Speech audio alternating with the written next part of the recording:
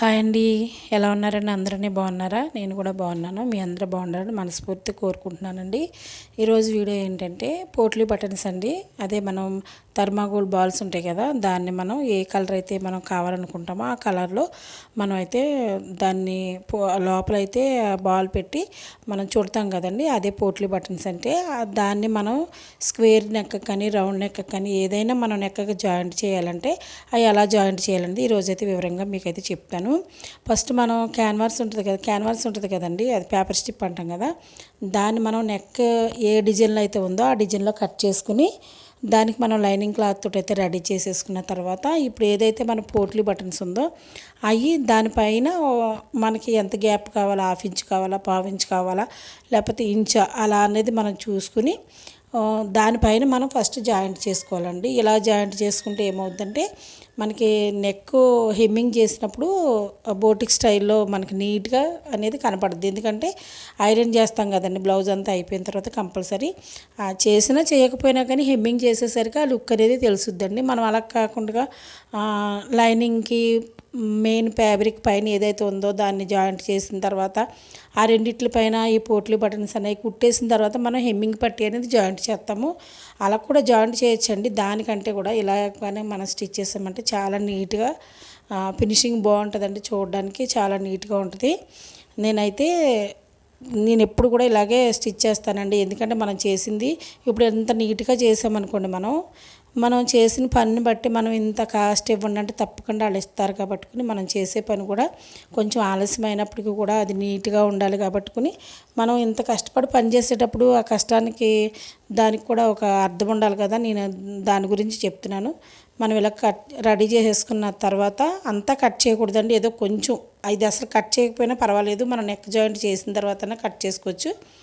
Cut చేసిన తర్వాత మనం ఒకసారి మిడిల్లోంచి ఎటు సైడ్ది అటు సైడ్కి మనం నెక్ అనేది మనం కట్ చేసుకున్నది ఏదైతే ఉందో పీస్ దాన్ని మనం జాయింట్ చేసేసుకోవాలండి. దీనికైతే వన్ సైడ్ పాదం అవసరం లేదండి. ఏమైనా లోపల పూసలు లాంటివి పెట్టి మనం చుట్టినప్పుడు అయితే ఆ సూది అనేది దాని మీద పాదం వెళ్ళదు కాబట్టి కానీ నార్మల్గా ఈ థర్మాకోల్ అప్పుడైతే అసలు అవసరం లేదండి. మామూలు నార్మల్ పాదంతో అయితే మనం స్టిచ్ చేసేసుకోవచ్చు. మొత్తం అంతా కూడా మనం రౌండ్గా అది ఎలా ఉందో అలాగే చూసుకుంటూ ఉండాలండి. ఒక్కొక్కసారి ఏంటంటే మనం కట్ చేస్తాం కదా, చిన్నగా అయిపోయి పీసులు ఏమవుద్దంటే ఆ మధ్యలో ఉన్న ఆ బాల్స్ మధ్యలో పడి క్లాత్ అనేది బయటికి కనిపిస్తుంది. ఇదిగో చూసారా, ఇక్కడ మధ్యలో కొంచెం కనిపించింది కదా, నేను ఇప్పుడు అక్కడ ఏం చేయాలంటే కొంచెం అంత లెక్క కూడా స్టిచ్ అనేది కొంచెం తీసేసి దాన్ని బయటికి లాగి మళ్ళీ స్టిచ్ చేయాలండి. మనం కుట్టుకుంటూ ఉండేటప్పుడు ఒక్కొక్కసారి చూసుకుంటూ ఉండాలి. లేదంటే అలా మధ్యలో క్లాత్లు వచ్చినాయి అంటే మళ్ళీ అంతా అయిపోయిన తర్వాత చూసుకున్నాం అనుకోండి, మళ్ళీ ఇప్పడానికి అయితే అవ్వదు. కాబట్టి ముందే చూసుకోవాలి. తర్వాత మనకి హెమ్మింగ్ పట్టేది ఉంది కదా, అది లోపలికి లాగి మనం స్టిచ్ అనేది వేసుకోవాలండి. ఎందుకంటే ఈ ఖర్చు అనేది ఉంటుంది కదా, దాన్ని బయటికి లాగేసి వేసుకోవాలి. ఇప్పుడు మనం మొత్తం ఫోల్డ్ చేసిన తర్వాత ఓన్లీ బాల్స్ ఒకటే బయటకు కనిపించేలాగా దాని సైడ్ అంటూ కుట్టేసుకున్నాం అనుకోండి, ఆ బాల్స్ అనేది కూడా నీట్గా మనకి ఇంకా ముందుకి వెనక్కి తిరగకుండా స్ట్రైట్గా అలా ఉంటాయి. ఇప్పుడైతే మనకైతే నెక్ అయితే రెడీ అయిపోయిందండి. చూసారు కదా, కరెక్ట్గా అన్నీ ఒకే సైజులో వచ్చినాయి. అలాగే మనం చంక దగ్గర చెస్ట్ లూజ్, మనం బాడీకి చెస్ట్ లూజ్ తీసుకుంటాం కదా, ఆ చెస్ట్ లూజ్ తీసుకున్న కట్స్ తర్వాత హ్యాండ్స్కి మనం జాయింట్ చేసి హ్యాండ్స్ లూజ్ తీసుకునేటప్పుడు హ్యాండ్ లూజ్ ఎంతవరకు ఉన్నదని తీసుకుంటాం కదా, ఆ రెండు కటింగ్లు ఒకే చోటకి రావాలండి. ఎప్పుడైనా సరే మనం బ్లౌజ్ కట్ చేసేటప్పుడు మనం చంక్ లూజ్ దగ్గర హ్యాండ్స్కి తీసుకున్న కట్స్ను చెస్ట్ లూజ్ దగ్గర బాడీకి తీసుకున్న కట్స్ రెండు ఒకే చోటకి వచ్చినాయి అనుకోండి, బ్లౌజ్ అయితే మనం కరెక్ట్గా మనం కట్ చేసేటప్పుడు ఆ పెట్టిన కట్స్ కుట్టేటప్పుడు రెండు ఒకే చోటకి రావాలండి. అలా వచ్చినాయి అంటే తప్పకుండా బ్లౌజ్ అయితే మనకి కరెక్ట్గా మనకి ఫిట్టింగ్ అయితే వస్తుందండి. అలాగే ఫినిషింగ్ కూడా నీట్గా ఉంటుందండి, చూడడానికి చాలా బాగుంటుంది. రెండు ఒకే చోటకు వచ్చినప్పుడు ప్లస్ గుర్తు మనకు బ్లౌజ్ జాయింట్ చేసినప్పుడు వచ్చినప్పుడు చూసినప్పుడే మనకు బ్లౌజ్ అనేది అర్థమైపోద్ది. ఈ బ్లౌజ్ అయితే కరెక్ట్గా వస్తుంది అనేసి మనకు అర్థమవుద్దండి.